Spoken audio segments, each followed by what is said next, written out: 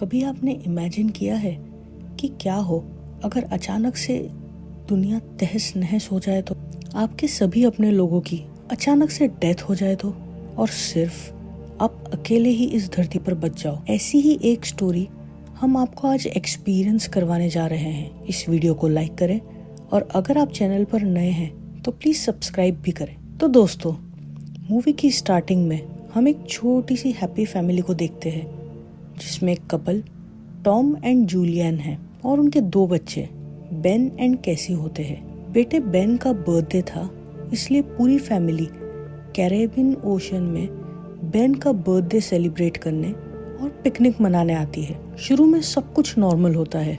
Julia समंदर में swimming करने के लिए कूद जाती है, जबकि टॉम और बेन दोनों फिशिंग करने में बिजी होते हैं। अचानक से पानी में जूलिया को ऐसा फील होता है जैसे कोई बड़ी सी चीज उसके चारों तरफ सर्कल बना रही हो, लेकिन जूलिया जब आसपास देखती है तो उसे कुछ भी नजर नहीं आता। पर तभी कोई चीज उसे समंदर में अंदर की ओर खींचने लगती है और इसी वक्त शिप के इंस्ट्रूमेंट भी खतरे का इंडिकेशन देने लगते हैं। पर टॉम और बेन का ध्यान इन पर नहीं जाता। इधर जूलिया खुद को बचाने की पूरी कोशिश कर रही होती है और समुद्र में से चिल्ला चिल्ला कर टॉम को हेल्प के लिए पुकार रही होती है। जूलिया को पानी तेजी से पीछे की तरफ खींचता है। अचानक से टॉम नोटिस करता है कि उसकी वाइफ बोट पर नहीं है और जब टॉम दूर पानी में जूलिया को देखता है तो तुरंत पानी में जंप कर जूलिया को बचाने चला जाता है। बेन बोट के इंजन को स्टार्ट कर इनके पास ले आता है और फाइनली जूलिया और टॉम दोनों सेफली बोट पर वापस आ जाते हैं। टॉम अपने बच्चों को डांटते हुए कहता है कि जो भी स्विमिंग करने जाएगा वो बोट पर एटलीस्ट किसी एक पर्सन को इन्फॉर्म करके ही जाएगा। इस इंसिडेंट को भूलकर रात में फैमिली बेन का बर्थडे सेलिब्रेट करती है। तभी कैसी का बॉयफ्रेंड उसे वीडियो कॉल करता है और बताता है कि पृथ्वी पर बहुत बड़े बड़े तूफान आ रहे हैं, इसलिए वो कैसी को भी उसकी फैमिली के साथ जल्द ही सरफेस पर आने को कहता है। इतना बताते ही नेटवर्क गायब हो जाता है। कैसी जल्दी से आकर अपने पेरेंट्स को यह बात बताती है। इससे पहले यह कुछ सोच पाए या समझ पाए, इन्हें बोट से किसी के टकराने की आवाज आती है और जब ये बाहर आकर देखते हैं तो बाहर बहुत सारी वेल्स होती है। टॉम ये देखकर समझ जाता है कि वेल्स तभी ऐसा करती है जब तूफान दस्तक देने वाला होता है। एक तरफ तो इन्हें तूफान से बचना था और दूसरी तरफ इनके सामने वेल्स थी। तभी फिर से इनके शिप को एक जोरदार झटका लगता है। जब टॉम जाकर इंजन चेक करता है तो उसे पता चलता है कि टक्कर लगने से इंजन खराब हो गया है। टॉम जब वापस बोट पर आता है तो उसके कंधे पर एक बड़ा सा कट लग जाता है। जूलिया बाय प्रोफेशन एक डॉक्टर होती है, वो जल्दी से टॉम को स्टिच कर देती है। टॉम कहता है कि अभी हम इंजन रिपेयर नहीं कर सकते और बताता है हम समुद्र के बीच में फंस गए हैं, अब इन्हें हेल्प के लिए किसी को बाहर से बुलाना होगा।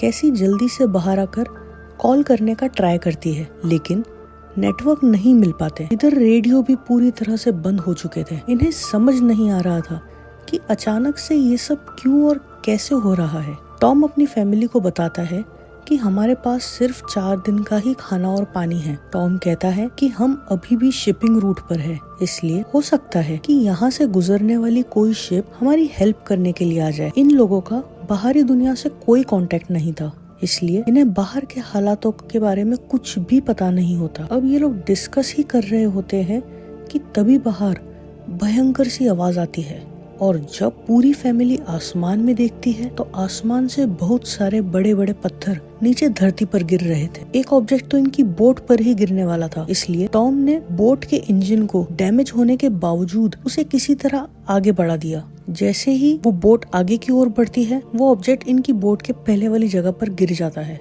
और ये लोग बच जाते हैं। अब इनका इंजन रिपेयर होने लायक भी नहीं बचता और पूरी तरह से खराब हो चुका होता है। टॉम बाहर जाकर देखता है तो यह ऑब्जेक्ट्स कुछ और नहीं बल्कि मेटेरॉइड्स होते हैं जो स्पेस से गिर रहे थे, इसलिए सभी रेडियो सिग्नल, मोबाइल नेटवर्क काम नहीं कर रहे थे। अब समुद्र में बहुत तेज तूफान उठने लगता है, जिस कारण बोट भी बुरी तरह से हिलने लगती है। यह देखकर टॉम अपनी फैमिली को बोट के ऊपर वाले डेक में ले जाता है और इन्हें लाइफ जैकेट पहना देता है ताकि अगर बोट पलट भी जाए तो ये लोग सरवाइव कर सके। ग्रेविटी भी बहुत बुरी तरह से इफेक्ट होती है। इस वजह से इन सब की नाक से खून बहने लगता है और फिर एक जोरदार झटका लगता है और सब लोग यही बेहोश हो जाते हैं। अगली सुबह जब इन्हें होश आता है तब ये लोग देखते हैं कि इनकी बोट तूफान के झटकों की वजह से हर जगह से टूट चुकी है। लेकिन ये तो कुछ भी नहीं था। जब ये बाहर का नजारा देखते हैं, इनके पैरों तले जमीन खिसक जाती है और इनकी जान हलक में अटक जाती है भाई, क्योंकि जिस समुंदर में तूफान आया था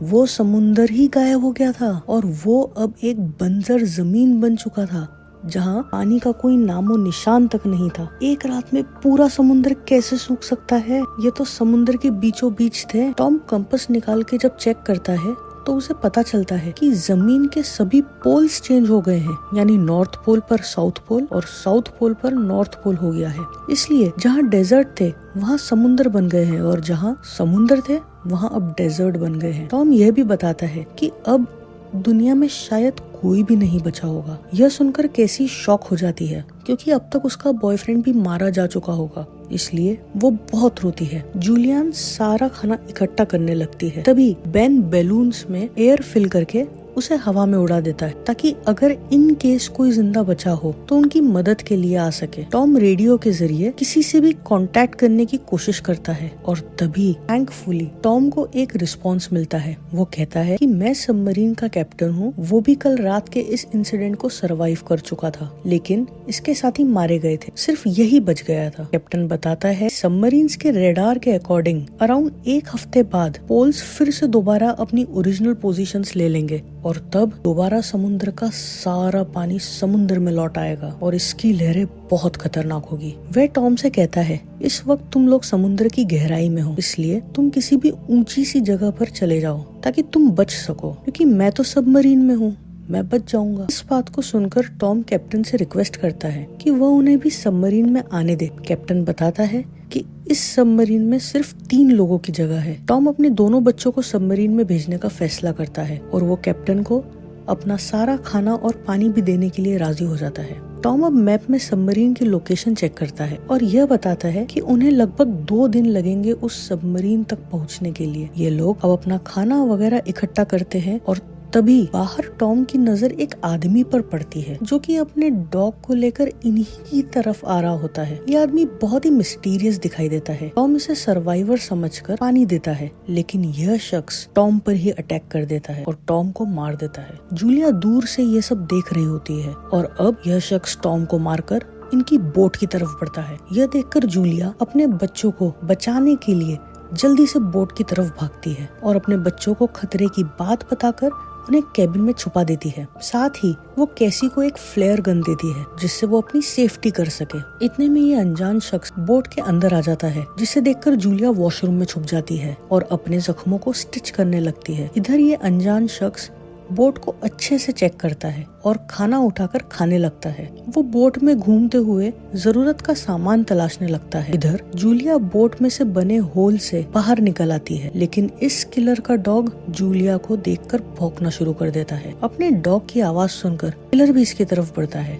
जूलिया तभी डॉग को मार देती है और खुद बोट के नीचे छिप जाती है। अपने डॉग को मरा हुआ देखकर किलर जूलिया को पकड़ने के लिए बोट के नीचे उतर आता है, जबकि जूलिया जान बचाकर दूसरी साइड से बोट पर चढ़ जाती है और इसी तरह बोट के अंदर भी आ जाती है। पर कुछ ही देर में किलर जूलियन को पकड़ लेता है और इसे बुरी तरह से मारना शुरू कर देता है। कैसी ये सब छुपकर देख रही होती है, इसलिए वह जल्दी से अपनी माँ को बचाने के लिए इस स्ट्रेंजर पर फ्लेयर गन से शूट कर देती है, जिससे किलर तो ज्यादा जख्मी नहीं होता लेकिन बोट जल जाती है। जूलिया अपने दोनों बच्चों को लेकर बाहर निकलने लगती है और सरवाइव करने के लिए कुछ खाना इकट्ठा करने का फैसला करती है। तभी किलर फिर से जूलिया पर अटैक कर देता है। जूलिया किलर पर अटैक कर खाने का सामान लेकर बाहर निकल आती है। दोनों बच्चे जब अपने डैड की डेड बॉडी देखते हैं तो वो बहुत रोते हैं। एक तरफ तो ये कैलामिटी, ऊपर से एक हैप्पी सी फैमिली में इस तरह अचानक उनके लविंग फादर का मर्डर हो जाना। बेन को लगता है कि बेन के बलून छोड़ने की वजह से किलर यहाँ पे आ पाया, इसलिए बेन अपने आप को इस सब का जिम्मेदार समझता है, लेकिन जूलिया उसे समझाती है कि इसमें उसकी कोई गलती नहीं। जूलिया, बेन और कैसी तीनों टॉम की ये हालत देखकर रो रहे होते हैं कि तभी जूलिया की नजर बोट की तरफ जाती है जहाँ से किलर बचकर बाहर निकल आया था और अब वह इनकी तरफ बढ़ रहा था। यह देखकर जूलिया जल्दी से बच्चों को लेकर यहाँ से दूर जाने लगती है और पीछे बोट पूरी तरह से ब्लास्ट हो जाती है। जूलिया अपने बच्चों को लेकर लगातार आगे बढ़ती रहती है जहाँ से सबमरीन की लोकेशन मिली थी। कुछ दूर चलने के बाद यह लोग एक चट्टान के पास जाकर रुकते हैं। यहाँ तीनों बहुत उदास होते हैं लेकिन जूलिया अपने बच्चों की हिम्मत बनाए रखती है। अनफॉर्चुनेटली इनका मैप भी बोट के साथ जल चुका होता है। इनके लिए सबमरीन ढूंढना नामुमकिन हो चुका होता है। जूलिया देखती है कि वो किलर अब भी इनका पीछा कर रहा है क्योंकि इन्हीं के पास सारा खाना था, इसलिए यह लोग फिर से यहाँ से भागने लगते हैं। घंटों चलने की वजह से बेन की हालत खराब हो जाती है, इसलिए जूलिया उसे अपना सारा बचा हुआ पानी दे देती है। अब तक कैसी भी बहुत थक चुकी थी। वो फ्रस्ट्रेशन में कहती है कि क्या गारंटी है कि हमें सबमरीन मिल जाएगी। जल्द ही समुद्र का सारा पानी वापस आने वाला है, हम सब मारे जाएंगे। लेकिन जूलिया अपने बच्चों की हिम्मत टूटने नहीं देती और कहती है कि मैं तुम्हें बचा लूंगी, बस हमें उस सबमरीन तक पहुंचना है। और फिर से तीनों आगे बढ़ने लगते हैं और कुछ ही दूरी पर इन्हें क्रैश प्लेन दिखाई देता है जो कभी पहले क्रैश होकर समुद्र के नीचे दब गया था। यह लोग आज रात इसी में रुकने का फैसला करते हैं। यहाँ जूलिया कल रात की अपनी फैमिली फोटो देखती है और इमोशनल होती है। सोचती है कि एक रात में कितना कुछ बदल गया। कहाँ एक रात पहले उसकी पूरी भरी पूरी फैमिली बेन का बर्थडे एंजॉय कर रही थी और अगली सुबह इतना खौफनाक मंजर जो उन्होंने कभी सपने में भी नहीं सोचा हो। आधी रात को कैसी को कुछ आवाज आती है। जब वे बाहर जाकर देखती है तो उसके पीछे वही किलर खड़ा होता है। वो कैसी पर अटैक करने ही वाला होता था कि तभी जूलिया उसे मार देती है और अब इन्हें खतरे से छुटकारा मिल जाता है। फिर सब लोग मिलकर सुकून की नींद सोते हैं। अगली सुबह जब ये लोग किलर की बॉडी को देखते हैं तो वे बहुत खराब हालत में होती है।